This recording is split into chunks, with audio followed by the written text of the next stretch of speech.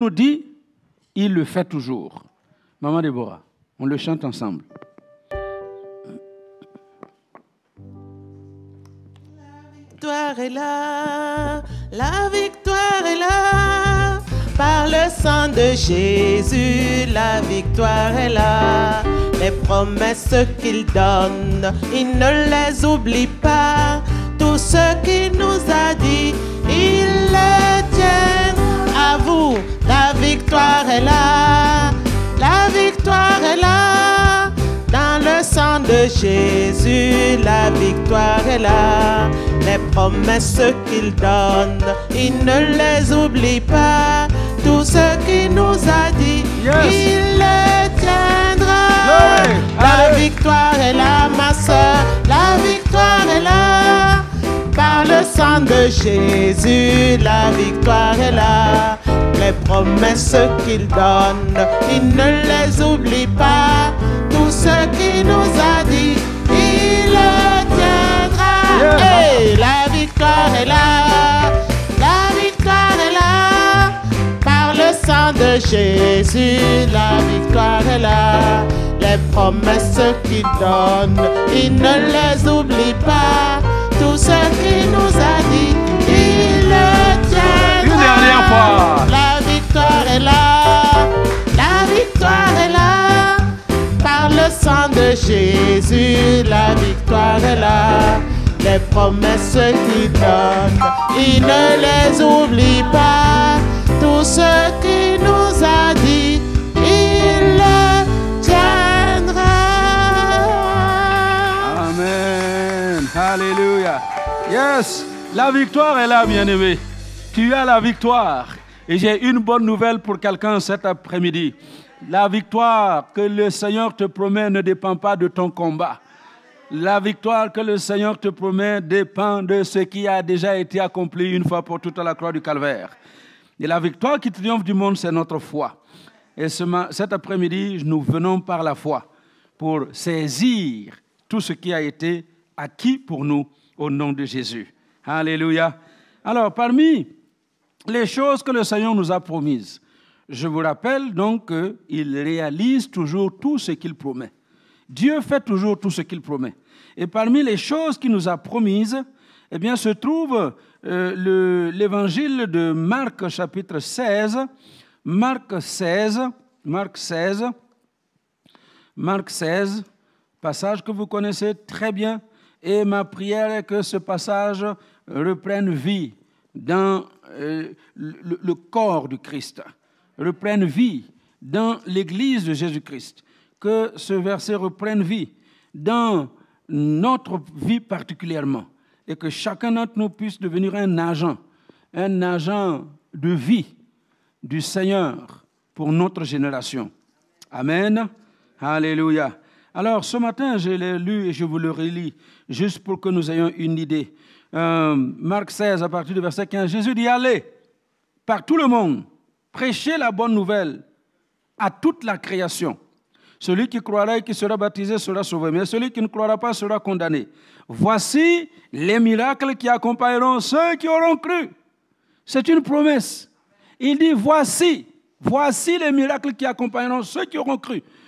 Il ne parle pas des pasteurs, il ne parle pas des apôtres, il ne parle pas des bishops, il ne parle pas de toutes les personnes que nous considérons comme étant celles qui peuvent réaliser des miracles. Non, il parle de tous ceux qui ont cru. Alléluia. C'est une promesse de Jésus.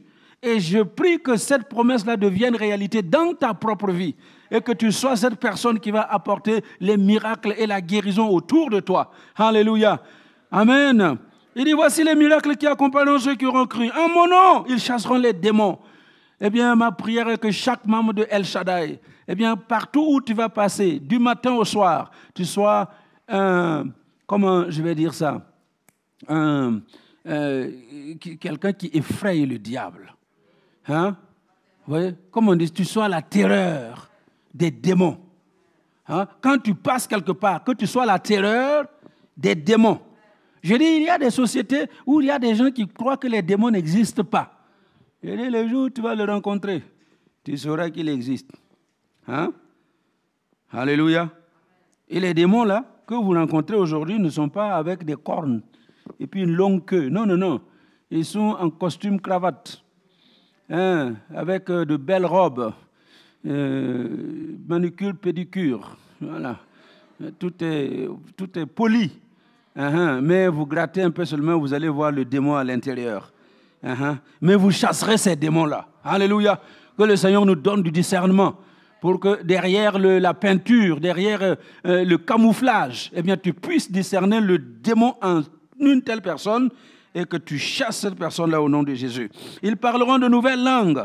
Ils parleront de nouvelles langues. Je le disais ce matin, si vous êtes enfant de Dieu, venant dans cette église, baptisé d'eau et tout ce qu'on demande aux chrétiens, et vous ne parlez pas en langue, vous trouvez ça normal? Eh bien, ce n'est pas tout à fait normal. Parce que le parler en langue, c'est aussi une promesse. Et comme il dit ici, une des promesses, ils parleront en langue. Vous lirez le livre des Actes, vous allez voir que dans les endroits où on a parlé, qu'ils ont été remplis du Saint-Esprit, ça a été accompagné souvent de parler en langue. Donc c'est très important pour vous qui êtes remplis du Saint-Esprit de parler en langue pour votre propre édification, pour votre propre efficacité. Ça va nous aider à nous protéger contre un certain nombre de choses. Alléluia. Parler en langue. Ils saisiront des serpents. Amen. Mais n'allez pas chercher le serpent pour l'attraper, disant que c'est le pasteur Adama qui vous a dit. Un serpent, oui, pasteur Adama a dit, je vais t'attraper, attrape-le. Il va t'attraper, tu verras. Non. Mais si ça devait arriver, comme c'est arrivé dans le cas de l'apôtre Paul, dans le livre des Actes, eh bien, il a saisi, le serpent s'est accroché à sa main, le serpent l'a même mordu, mais le venin n'a rien fait à l'apôtre Paul. C'est ce que le Seigneur veut nous faire comprendre. Alléluia. Ils saisiront des serpents, mais les serpents ne leur feront rien. S'ils boivent, il dit, s'ils boivent des breuvages mortels, il ne leur fera point de mal. Et la chose la plus importante que je vous laisse aujourd'hui, c'est cette partie-là, et nous allons ensemble travailler à cela pour que ça devienne réalité et dans l'Église, et dans nos familles, et dans nos vies, au nom de Jésus. Ils imposeront les mains aux malades, et les malades seront guéris. Alléluia. Ils imposeront les mains aux malades, et les malades seront guéris. C'est une promesse de Jésus. Et comme nous sommes en train de le voir, Dieu fait toujours ce qu'il promet. S'il a promis que nous allons imposer les mains aux malades et les malades seront guéris, eh bien, c'est ce qu'il veut nous voir faire parce qu'il veut en effet opérer le miracle, la guérison, comme il l'a dit lui-même. Alléluia. Ce que Dieu promet, il le fait. Et cet après-midi, j'aimerais juste insister là-dessus pour vous dire qu'aucun obstacle sur cette terre ne peut arrêter la promesse de Dieu. Quand Dieu a promis quelque chose, il n'y a aucun obstacle. Obstacle spirituel, obstacle physique, obstacle humain, obstacle naturel, obstacle financier. Aucun obstacle ne peut arrêter la promesse de Dieu. Alléluia. Si Dieu a ouvert la bouche et il a dit quelque chose, rien ne peut l'arrêter sur cette planète Terre, même au dehors de la planète Terre. Alléluia. Et j'ai un exemple que je vais vous laisser cet après-midi, et puis nous prendrons peut-être le temps de prier un peu plus longtemps ensemble que le culte du matin. Amen. Et l'exemple que je trouve dans la Bible, c'est celui de David, le jeune David. Donc je rappelle, le sous-thème que nous développons cet après-midi, c'est qu'il n'y a aucun obstacle qui puisse arrêter la promesse de Dieu. Exemple vivant, David. Ce que j'ai appelé de 1 Samuel 16, 1 à 2 Samuel 5, 4. De 1 Samuel 16, 1 à 2 Samuel 5, 4. De 1 Samuel 16, 1 à 2 Samuel 16, combien 5, 4. Écoutez bien. Dans le premier livre de Samuel, au chapitre 16, le premier roi d'Israël a fait ce qu'il ne fallait pas faire et puis Dieu s'est détourné de lui. Il est mort au combat. Et voilà ce que Dieu dit à Samuel au chapitre 16, verset 1. L'Éternel dit à Samuel, « Quand cesseras-tu de pleurer sur Saül? Je l'ai rejeté, afin qu'il ne règne plus sur Israël. Remplis ta corne d'huile et va. Je t'enverrai chez Isaïe, Bethléemite, car j'ai vu parmi ses fils celui que je désire pour roi. Alléluia. Alors, Saül n'était pas encore mort, mais il désobéissait à Dieu et Dieu l'a rejeté. Alléluia. Et au verset 10, nous sommes toujours dans 1 Samuel 16, verset 10. Isaïe fit passer, qu'est-ce qu'il avait dit à Samuel? J'ai vu chez Isaïe celui que je veux pour roi en Israël. J'ai vu. Et Samuel se retrouve chez Isaïe, et au verset 10, Isaïe fit passer ses 7 fils devant Samuel. Et Samuel dit à Isaïe, l'Éternel n'a choisi aucun d'eux. Alléluia. Remarque ici, l'Éternel n'a choisi aucun d'eux. Écoutez-moi bien. Ce que Dieu t'a promis, les gens peuvent venir par centaines, ils peuvent venir par milliers, ils peuvent se regrouper autour de ce que Dieu t'a promis. Et toi-même, parce que tu es à l'extérieur, tu as l'impression qu'ils vont te ravir ce que Dieu a prévu pour toi. Qu'est-ce que Dieu dit à Samuel? Je n'ai choisi aucun d'eux. Alléluia. Si Dieu t'a promis quelque chose, il peut venir par autant de personnes qu'ils veulent, il n'y a personne qui va te ravir ce que Dieu t'a promis. Alléluia. C'est pourquoi j'aime dire toujours aux jeunes filles qui pleurent souvent que voilà, ce garçon-là, oui, je sais que c'est lui que Dieu a prévu pour moi, mais il y a tel, il y a tel, il y a tel, il y a tel. Il peut venir, elle peut venir par milliers. Si ce garçon-là est à toi, alléluia, elles viendront et elles partiront. Amen. Jeune homme, il y a parfois des choses comme ça. Toi-même, tu sais que ton cœur est attaché à une telle fille. Tu sais que c'est elle que Dieu a préparée pour toi. Mais aujourd'hui, c'est non. Dans un an, c'est toujours non. Et tu vois les oiseaux là en train de planer autour. Et tu as l'impression que ça n'arrivera jamais. Non, écoutez. Il dit, l'Éternel n'a choisi aucun d'eux. Alléluia. C'est pourquoi Salomon disait, hein, les femmes, les filles, là, elles sont, il y en a 1000. Mais du milieu de ces 1000, c'est toi seul qui les surpasse. Alléluia. Donc, écoutez, jeune fille, qu'elles viennent par milliers, si tu es la destinée d'un certain garçon, si c'est le garçon de ta destinée et tu es la fille de sa destinée, il n'y a rien, mais alors absolument rien, qui va arrêter le programme de Dieu. Vous m'avez entendu? Alléluia. Et je le dis toujours avec conviction parce que je l'ai vécu. Allô? Je ne vous raconte pas des histoires. Quand je vous dis que pendant 4 ans, acceptera pas. Hein? 4 ans, c'est 4 jours. Hein? 4 ans, c'est long. Quand vous attendez pour pouvoir marier quelqu'un, 4 ans, c'est très long. Hein? Et puis, entre-temps, tel qui vient, entre-temps, reste tranquille. Alléluia. Quand le jour est arrivé, ce qui était à moi m'est revenu. Amen. Hein? Donc, c'est ça. Il dit, l'Éternel n'a choisi aucun d'eux. Aucun. Et il continue.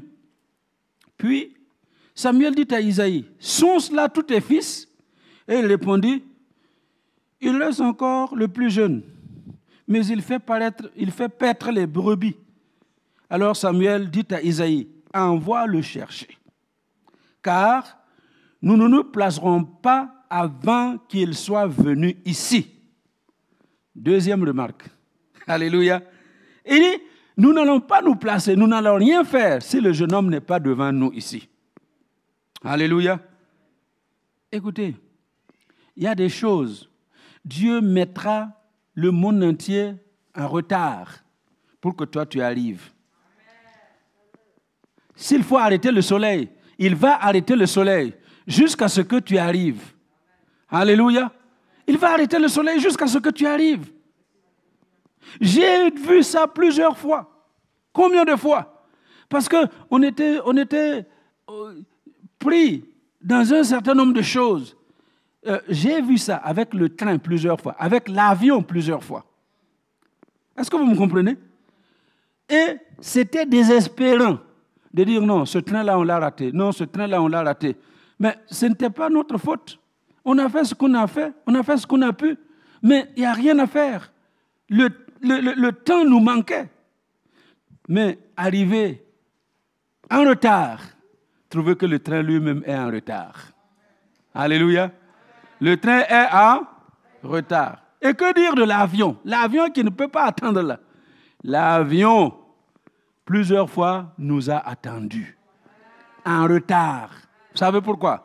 C'est ce que Dieu dit. C'est ce que Dieu dit à Samuel. Nous n'allons rien faire avant que le jeune homme ne soit arrivé. Écoutez, il y a des choses que Dieu vous a promises et il ne fera rien tant que vous n'êtes pas arrivé là. Amen. Alléluia. Alors, ma prière et mes propos, c'est que nous soyons tranquilles avec notre Dieu. Parce que si c'est lui qui a promis quelque chose, la chose ne peut pas nous échapper. Et il continue, verset 12. Isaïe l'envoya chercher. Or, il était blond, avec de beaux yeux et une belle figure. Ah! La beauté en brousse. Hein? La beauté en brousse.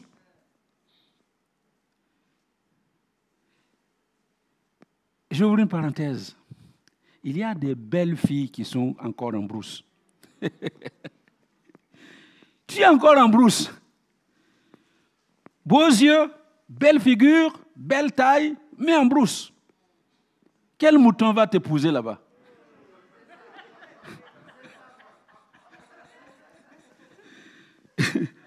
Les brebis. Tu es en brousse. Et ma prière est que tu sortes de la brousse. Et que tu reviennes à la maison. Que tu viennes au milieu des hommes. Et ce que le Seigneur a décidé de faire pour toi, qu'il le fasse au nom de Jésus. Alléluia. Sors de ta brousse.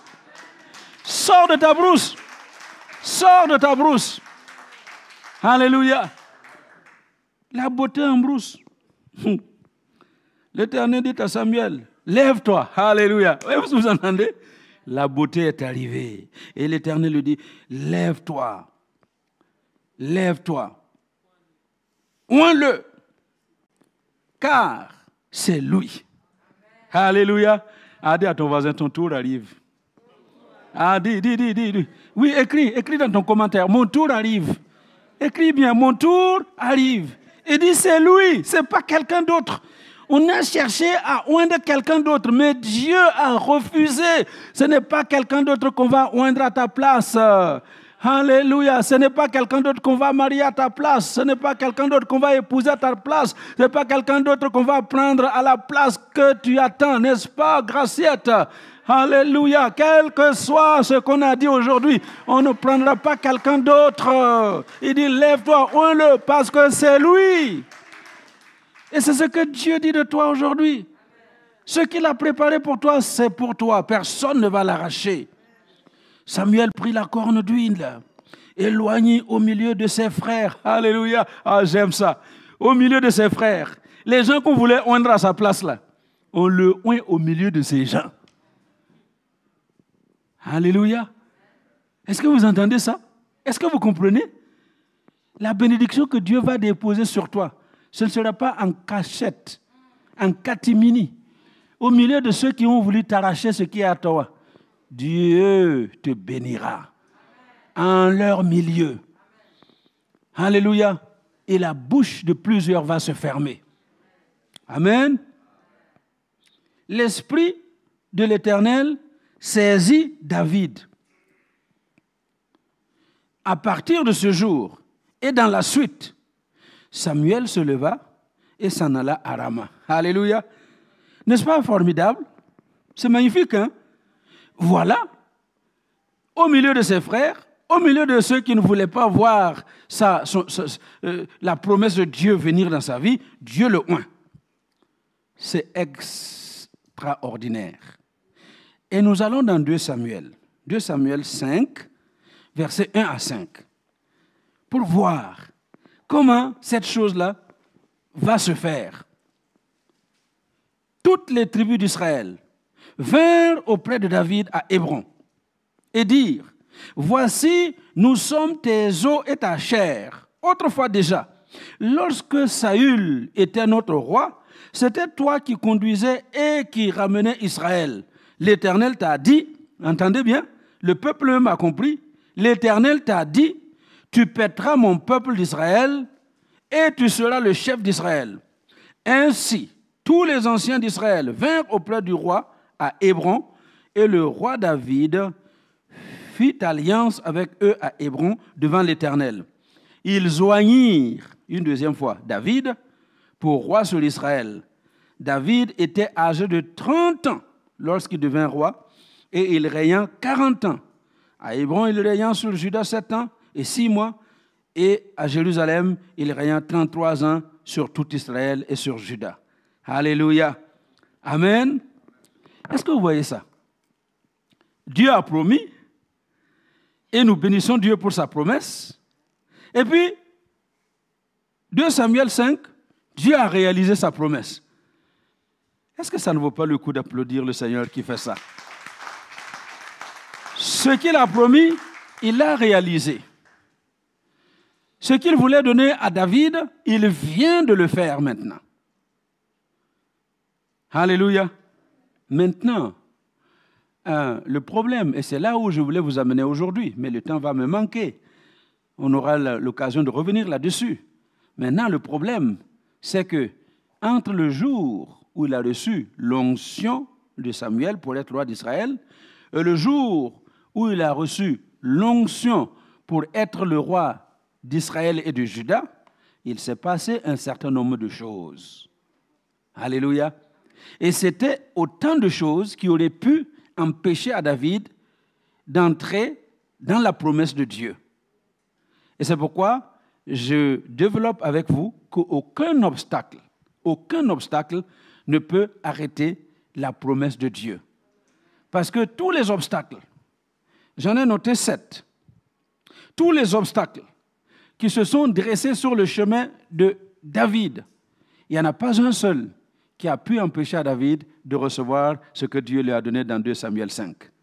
Et c'est la même chose que je viens vous dire cet après-midi. Dieu réalisera toujours ce qu'il a décidé de faire dans ta vie. Dieu apportera toujours à accomplissement la chose qu'il te dit. Alléluia. Il le fera toujours. Parce que Dieu n'est pas un homme. Je conclus partiellement avec ça aujourd'hui. Nombre 23. Qu'est-ce que nous entendons de la bouche d'un prophète voyant?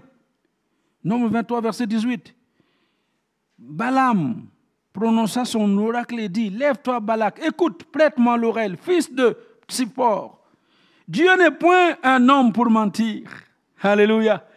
Dieu n'est point un homme pour mentir, ni un fils d'homme pour se repentir. Ce qu'il a dit, ne le fera-t-il pas? Ce qu'il a déclaré, ne l'exécutera-t-il pas? Voici, j'ai reçu l'ordre de bénir. Il a béni, je ne le révoquerai point. Alléluia. Écoutez, ils peuvent se rassembler en grand nombre. Ils peuvent engager des sorciers, des sorcières. Ils peuvent engager des hommes et des femmes diseuses et diseurs de bonne aventure. Ils peuvent rassembler toutes sortes d'occultes pour essayer de freiner ce que Dieu a décidé de faire dans votre vie. Dieu n'est pas un homme pour mentir. Il n'est pas un fils d'homme. Ce qu'il t'a dit là, il va te le donner. Alléluia. Il va te le donner. Amen. C'est pourquoi j'insiste pour vous renvoyer cette semaine avec ce verset. Marc 16, je reviens là-dessus. Marc 16, verset 19, la dernière partie, il dit, voici, c'est la promesse du Christ. Voici les miracles qui accompagneront ceux qui auront cru. En mon nom, vous imposerez les mains aux malades et les malades seront guéris. Je vous renvoie avec ce message. Tout le long de cette semaine, trouvez un malade pour qui vous allez imposer les mains. Alléluia. C'est pourquoi je vous encourage à vous balader avec des gants.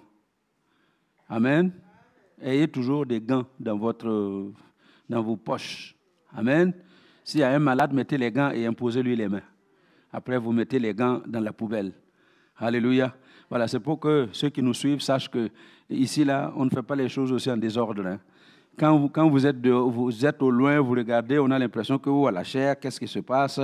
On échange les micros. On fait... Non, il n'y a rien qui se fait au hasard. Il y a une infirmière assise ici et un docteur dans la salle. Donc, on ne peut pas faire les choses en désordre. Si vous êtes là, vous allez voir que tout se fait avec propreté et pour que nous soyons préservés. Nous avons le devoir de nous préserver et de préserver aussi les autres. Amen. Donc, pendant cette semaine-là, ayez vos gants.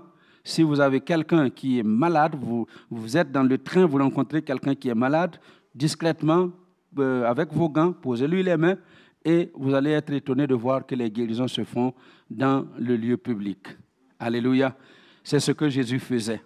Partout où il allait. Il allait de lieu en lieu, de ville en village. Il allait partout et il ne posait aucune condition.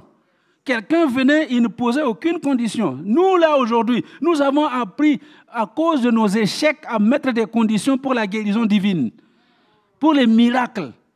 On met des conditions. Alléluia. Mais Jésus ne mettait jamais de conditions. Amen. Quelqu'un vient, il est malade. Il ne pose pas de conditions. Et souvent, des gens qui ne sont même pas du peuple de Dieu, des païens, ils viennent, Jésus les guérit. Et c'est quand ils sont guéris qu'ils choisissent de suivre Jésus. Ou qu'il leur dit après, ne péchez plus. Alléluia. Alors c'est cet appel que je vous lance aujourd'hui. Arrêtons de juger les gens. Jésus nous envoie être leur bénédiction, pas leur juge. Hein? Ah, si telle maladie t'arrive, c'est parce que tu as péché. Hey, toi-même là, tu es pécheur, non? Hein? Hein? Qui va me dire qu'il n'a pas péché? Toi-même, tu pêches. Depuis le matin, là, combien de péchés tu as fait? Hein? Et puis on est là, alléluia, Jésus est bon. Oui, il est bon pour les autres aussi. Amen. Donc, ne soyons pas les juges des gens. Si quelqu'un vient, il est malade, prions, imposons-lui les mains et laissons le Seigneur faire son œuvre. Alléluia. Sans condition. Sans condition. Et arrêtons d'imaginer que c'est parce que en donnant beaucoup d'argent, en faisant ceci, alors Dieu va être touché. Et puis Dieu, quelle est la somme d'argent qui peut toucher le cœur de Dieu? Allô? Je dis, vous voyez les gens qui tremblent devant l'argent là, c'est parce qu'ils n'ont jamais touché l'argent. Allô? Quelqu'un qui n'a jamais tenu 1000 € dans ses mains, hein? Il n'a jamais tenu 1000 €. Je me rappellerai toujours, dans des magasins ici, hein, on fait des achats, je sors un billet de 500 €. Parce que quelqu'un m'avait béni, m'a donné des billets de 500 €. Vous voyez, les billets, c'est une couleur, jolie couleur là. Et puis tu vois la dame là, à la caisse, je n'ai jamais vu ça. Je n'ai jamais touché ça, 500 €. Donc les gens tremblent devant l'argent parce qu'ils n'ont jamais vu l'argent, ils n'ont jamais touché. Donc quand vous voyez un chrétien qui tremble devant l'argent, c'est parce qu'il est pauvre. Il est pauvre. Vous voyez, les gens qui ont brassé les millions là, tu lui donnes 100 €. Plus que c'est que 100 €. Rien. Tu donnes 1000 €. Ça va toucher quoi? Rien. Donc ce n'est pas l'argent que nous donnons à Dieu qui va toucher son cœur. Ce qui va toucher le cœur de Dieu, c'est ton cœur. Alléluia, c'est ton cœur. Parce que tantôt, dans 1 Samuel 16, verset 7, Dieu lui-même a dit à Samuel, les hommes regardent à ce qui frappe les yeux. Les hommes regardent à l'apparence, mais l'Éternel regarde au cœur. Ce qui va tu vas toucher le cœur de Dieu, ce n'est pas le montant d'argent que tu donnes, mais c'est ton cœur. Tu peux donner 1 million d'euros avec un mauvais cœur, ça ne touchera même pas 1 gramme du cœur de Dieu. Et quelqu'un qui n'a pas grand-chose, qui a 2 petites pièces rouges là, hein, qui vient donner ces 2 petites pièces rouges, ça touche le cœur de Dieu. Vous connaissez ces histoires-là de la parole de Dieu. Cette pauvre veuve est venue avec 2 sous, 2 petits sous. Les gens sont venus avec leurs grandes robes. Ils ont déposé des milliers de francs à l'époque. Et elle est venue juste déposer ces 2 sous. Et c'est tout ce qu'elle avait. Et Jésus dit, cette femme-là, elle a donné plus que tous les autres. Alléluia. Donc, arrêtons de croire qu'on n'achète rien de Dieu. L'argent que nous donnons n'achète rien de Dieu. Venons avec un bon cœur. Alléluia. Eh bien, soyez bénis. Et que cette semaine, c'est le devoir que je vous donne. Cette semaine, débrouillez-vous pour prier pour quelqu'un. Amen. Imposer les mains. Et je répète et j'insiste, imposer les mains, ça, il n'a pas dit, vous voyez un malade chanter en langue, prier en langue, chasser les démons, invoquer le Saint-Esprit, appeler la présence de Dieu, et puis alors quand vous avez fait tout ça, surtout il faut jeûner, hein, il faut jeûner. Jeûner 3 jours d'abord. Vous me comprenez? Tout ça, ce sont des choses que nous nous sommes fabriquées pour bon, vous me comprenez. Voilà, donc, allez simplement, touchez simplement les gens avec un bon cœur, dans la compassion, parce que Jésus a eu compassion des gens et sa compassion l'a poussé à toucher les gens et les a guéris. Si nous allons avec compassion, en touchant les gens, nous serons surpris de voir les guérisons qui vont nous accompagner. Alléluia. En tout cas, c'est ma décision pour ce qui me concerne et c'est mon souhait pour l'Église que vraiment nous devenions un corps qui soit une bénédiction pour notre génération. Au nom de Jésus. Amen. Alléluia. Vous m'avez bien compris. Donc, n'allez pas dire, oui, moi j'ai eu un problème, alors est-ce que je suis qualifié pour imposer les mains? Non, Jésus n'a jamais dit, il faut d'abord être ci, être ça. Il dit, voici les miracles qui accompagneront ceux qui auront cru. Lina, si tu crois, les miracles là vont t'accompagner. Impose les mains, tu vas voir la guérison t'accompagner. Amen. Est-ce que vous m'entendez? Voilà. N'ayons pas peur. Alléluia. N'ayons pas peur. Amen. Ceux qui ont peur, ceux qui doivent avoir peur, c'est ceux qui n'ont pas conscience de leur identité, hein, ou qui n'ont même pas la vraie identité chrétienne. Hein. Vous vous rappelez les 7 fils de Séva dans le livre des Actes, hein, les fils du souverain sacrificateur. Et ils n'étaient pas dans le peuple de Dieu. C'était des païens. Hein. Donc si toi tu es païen et tu vas aller chasser les démons au nom de Jésus que pasteur Adama prêche, bon, quelque chose risque de t'arriver. Alléluia. Mais si tu es enfant de Dieu, si tu crois, il dit à ceux qui auront les miracles qui accompagneront ceux qui auront cru. Si tu fais partie de ceux qui croient, tu es qualifié pour chasser les démons, tu es qualifié pour imposer les mains aux malades et les malades vont être guéris au nom de Jésus. Amen. Alors je vous invite à vous lever. Nous allons prier. Alléluia. Nous allons prier. Écoutez-moi bien. Si vous-même vous êtes malade, prenez votre guérison aujourd'hui. Tu prends ta guérison au nom de Jésus. Et si vous connaissez quelqu'un qui est malade, eh bien, alors que nous sommes en train de parler de ces choses, vois la personne dans ton esprit et proclame la guérison pour cette personne. Alléluia. Élevons nos voix et prions donc ensemble. Seigneur, merci. Merci, parce que nous savons que c'est toi seul qui as le dernier mot. Personne d'autre n'a le dernier mot sur la vie de ton peuple. Personne. Tu as le dernier mot. C'est pourquoi je te bénis, parce que dans cette salle, il y a quelqu'un qui est malade, qui a besoin de guérison. Alors j'ordonne la guérison pour cette personne, au nom de Jésus. Parmi les internautes, il y a des gens qui ont besoin d'être délivrés des puissances de ténèbres. Il y a des gens qui sont manipulés par des esprits méchants. Au nom de Jésus, je chasse tous ces démons de leur vie. Au nom de Jésus de Nazareth, je libère ton peuple ce matin, cet après-midi. Je libère ton peuple. Que tout esprit, tout démon qui accable la nuit de ton peuple, tout démon qui vient troubler la vie de ton peuple, eh bien, libère maintenant au nom de Jésus. Je chasse les démons de la vie de ton peuple au nom de Jésus. Je chasse les démons des familles de ton peuple au nom de Jésus. Je chasse les démons au nom de Jésus de Nazareth.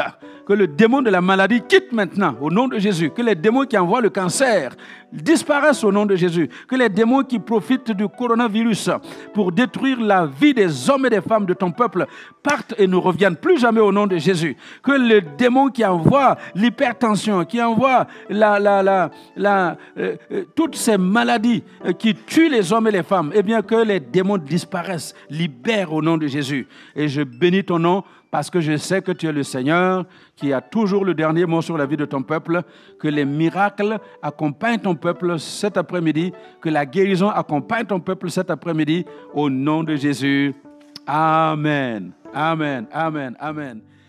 Qui